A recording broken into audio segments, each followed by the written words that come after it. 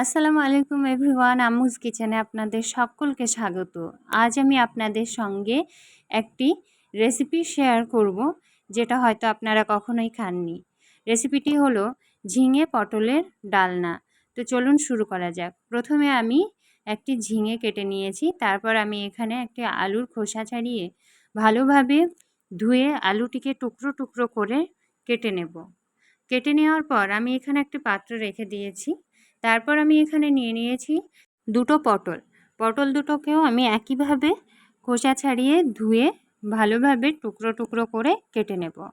এপাশে আমি কড়াই গরম করে তেল দিয়ে দিয়েছি। তেল গরম হলে দিয়ে দিয়েছি একটু হলুদ। হলুদ দেওয়ার পর আমি এখানে দিয়ে দিয়েছি কেটে রাখা আলুর টুকরোগুলো। আলুর টুকরোগুলো ভালোভাবে ভেজে নেব। এখানে লাল করে ভাজা হয়ে গেছে, এখন আমি এটাকে তুলে নেব।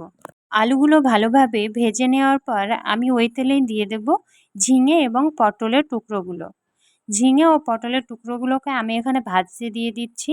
এর মধ্যে আমি অন্যদিকে রেডি করে নেব কিছু ইনগ্রিডিয়েন্টস, যার মধ্যে রয়েছে চেরা কাঁচা লঙ্কা, আদা কুচি, রসুন, টমেটো কুচি, পেঁয়াজ কুচি এবং জিরের পেস্ট। আপনারা চাইলে রসুন বেটে নিতে পারেন। এখানে আমার ঝিঙে এবং পটলগুলো ভেজে নেওয়া হয়ে গেছে। এবার আমি ঝিঙে পটলগুলোকে আলাদা একটি পাত্রে তুলে নিয়ে রেখে দেব। তারপর ওই তেলেই আমি দিয়ে দেব মুগ ডালগুলো ধুয়ে। মুগ ডালগুলো ধুয়ে নিয়ে আমি এখানে ভেজে নেব। ভাজার সময় এখানে চেরা কাঁচা লঙ্কা, পেঁয়াজ কুচি দিয়ে দিচ্ছি।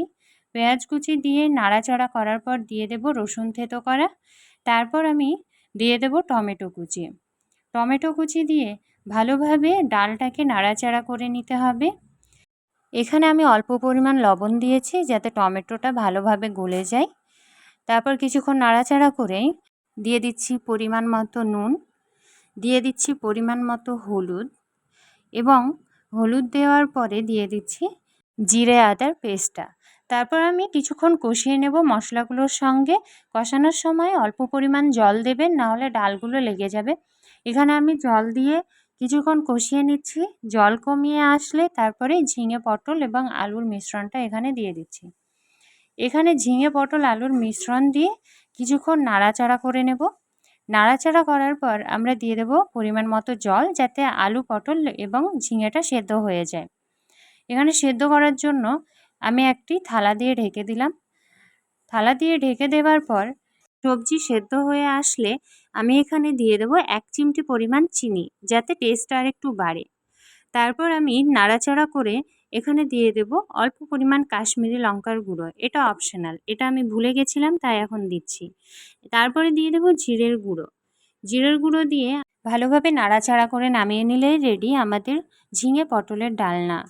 ভিডিওটি কেমন লাগলো অবশ্যই কমেন্টে জানাবেন এবং লাইক, শেয়ার এবং চ্যানেলটিকে সাবস্ক্রাইব করে আমাদের পাশে থাকুন।